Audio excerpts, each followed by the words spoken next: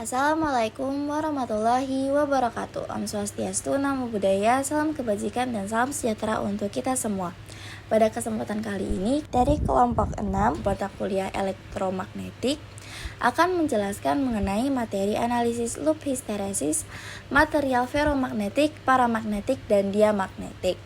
Adapun anggota dari kelompok 6 yakni Azrin Azianti dengan NRP terakhir 031, Haidar Fatur Rabbani dengan NRP terakhir 028, Safia Melati Dewi dengan NRP terakhir 064, Siti Fatimah dengan NRP terakhir 103, dan yang terakhir ada Safina Aulia Zahro dengan NRP terakhir 129. Adapun pembahasan yang akan kami bahas pertama kali itu mengenai pendahuluan, di mana latar belakang daripada percobaan histeresis magnetik ini bertujuan untuk mempelajari sifat-sifat dari bahan magnetik, di mana diketahui bahan magnetik itu terbagi menjadi 3, yaitu ferromagnetik, paramagnetik, dan diamagnetik. Di sini kami mengambil contoh untuk ferromagnetik yaitu bahan kobalt, paramagnetik yaitu aluminium, dan diamagnetik adalah tembaga. Nah, percobaan ini dilakukan melalui sebuah pengamatan hubungan antara medan magnet atau H dan induksi magnetik. Dalam percobaan ini diambil 3 jenis bahan yang dikenai medan magnet bolak-balik atau dari DC power supply menggunakan kumparan berarus solenoid untuk membentuk dan memperoleh kurva histeresis. Nah, namun sebelum itu ada pun dasar teori yang harus kita ketahui.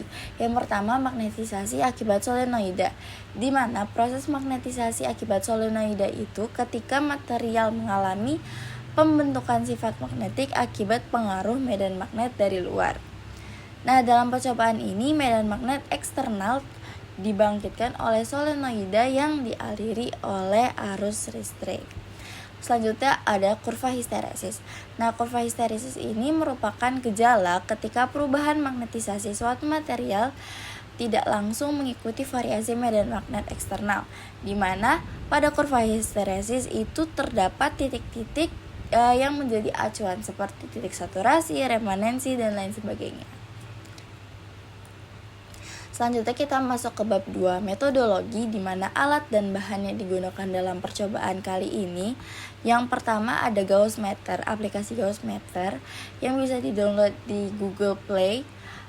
Kemudian ada amplas, ada kawat tembaga, bahan magnetik. Dan ada pun kertas dan juga solatif untuk membungkus daripada bahan magnetik. Dan ini merupakan alat dan bahan, dan kita memerlukan DC power supply dan juga kabel buaya. Pertama-tama siapkan alat dan bahan yang dibutuhkan selama percobaan histeresis bahan magnetik. Selanjutnya lilitkan kawat tembaga membentuk solenoid pada bahan magnetik dan ujungnya ditempel solatif. Amplas ujung-ujung kawat solenoid, lalu hubungkan kawat solenoid dengan power supply menggunakan kabel buaya. Atur kenaikan dan penurunan arus pada power supply, kemudian catat nilai B yang terlihat pada Gauss-meter.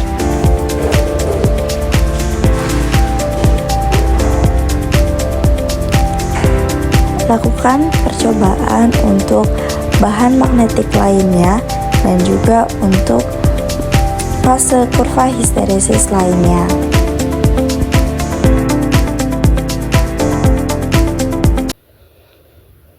Analisis data kobalt. Dari hasil pengukuran didapatkan nilai E dan nilai B disajikan dalam bentuk tabel seperti pada slide tersebut. Kemudian contoh perhitungan H menggunakan rumus H sama dengan NI per L, dengan N-nya yaitu 275, L-nya 0,15, dan I-nya yaitu min 0,1.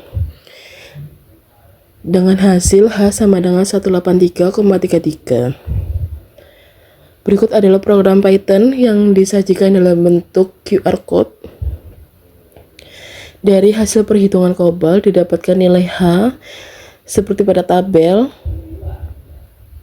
Grafik histeresis B dan H kobalt bisa dilihat seperti pada slide.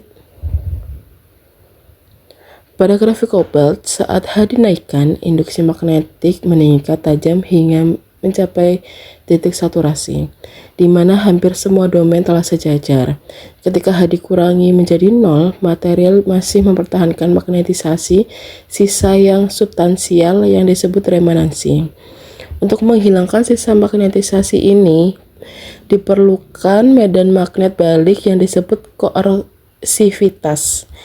Nilai PR dan HC yang besar pada kobalt menghasilkan kurva berbentuk loop yang lebar, yang luasnya menandakan energi histeresis besar. Energi hilang sebagai panas per siklus. Selanjutnya adalah analisis data aluminium. Dari hasil percobaan yang telah dilakukan, kami mendapatkan nilai arus sebagai berikut dan hasilnya adalah nilai medan magnet sebagai berikut.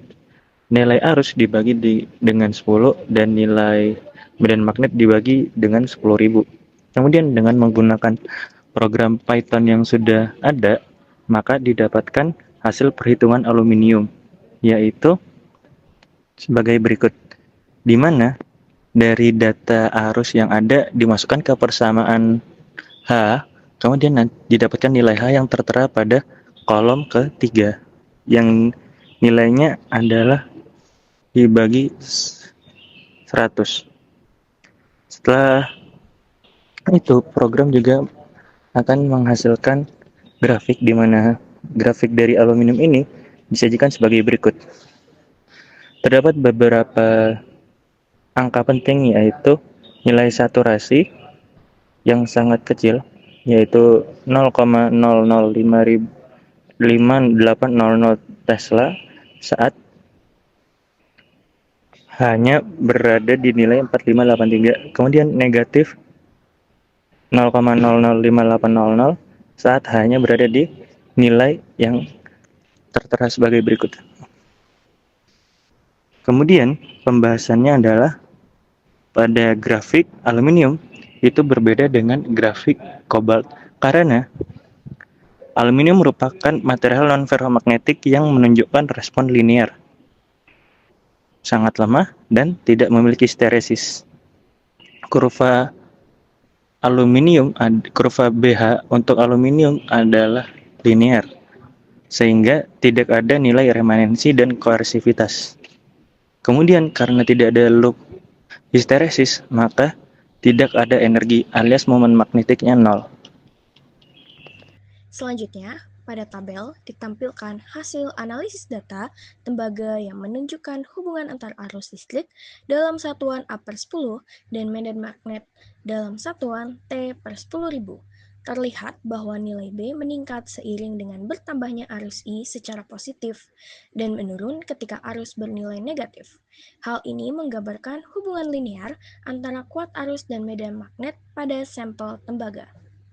Kemudian didapatkan hasil perhitungan nilai H pada tabel yang diperoleh dari hasil perhitungan menggunakan hukum Ampere, yaitu H sama dengan I per L, dengan L adalah panjang pipa tembaga yang digunakan, sedangkan nilai B diukur secara langsung dan kemudian dianalisis hubungannya terhadap H untuk mendapatkan kurva histeresis.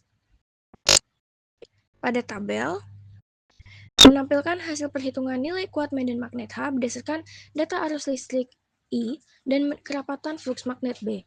Terlihat bahwa H berbanding lurus dengan arus I. Ketika arus meningkat, nilai H juga ikut meningkat. Begitu pula sebaliknya. Hal ini menunjukkan sifat linear pada bahan tembaga terhadap medan magnet yang diberikan. Terlihat pada loop histeresis B terhadap H untuk pipa tembaga. Dari kurva dapat dilihat bahwa beberapa parameter penting, yaitu remanensi sekitar minus 2,9 kali 10 pangkat minus 5 sampai 1,8 kali 10 pangkat minus 5 Tesla, yang berarti nilai ini sangat kecil, dan koersivitas sekitar kurang lebih 15 sampai 23 A per M. Nilai ini juga termasuk kecil. Saturasi mencapai kurang lebih 0,0057 T pada H aproksimasi kurang lebih 4.583 A per M. Kombinasi nilai-nilai ini menunjukkan histeresis yang sangat lemah dan karakter B terhadap H yang hampir linear. Dengan kata lain, Tembaga pada pengukuran ini tidak mempertahankan magnetisasi tersisa dan memiliki rugi histeresis yang minimum. Hasil yang diharapkan untuk material non-ferromagnetik seperti tembaga. Dari hasil data, perhitungan dan grafik dapat dijabarkan bahwa aluminium dan tembaga responnya bersifat linear, instan, dan sangat lemah karena tidak adanya domain magnetik. Begitu medan H dihilangkan, magnetisasi internal akan bernilai 0, sama dengan paramagnetik. Nilai remanensi dan koersivitas adalah 0. Tidak ada loop histeresis, sehingga energi histeresisnya juga 0. Oke, selanjutnya kesimpulan. Bahan ferromagnetik atau obat membentuk kurva histeresis yang membuktikan bahwa material ini memiliki memori magnetik ditandai dengan adanya nilai remanensi atau sisa magnet saat H sama dengan 0 dan koersivitas atau medan magnet paksa untuk membuat B sama dengan 0 yang substansial. Dan di sisi lainnya, aluminium atau paramagnetik dan tembaga atau diamagnetik membentuk kurva linear yang responnya itu instan dan lemah. Kurva linear yang melewati titik pusat ini menegaskan bahwa keduanya tidak memiliki histeresis, sehingga nilai remanensi atau BR dan koersivitas HC adalah 0. Dan untuk terakhir, buat penutupan, mungkin seperti yang ditampilkan di video sebelumnya, itu adalah hasil dari percobaan kurva histeresis yang dilakukan oleh kelompok kami. Mungkin cukup kurang lebihnya dari kelompok kami. Mohon maaf. Wassalamualaikum warahmatullahi wabarakatuh.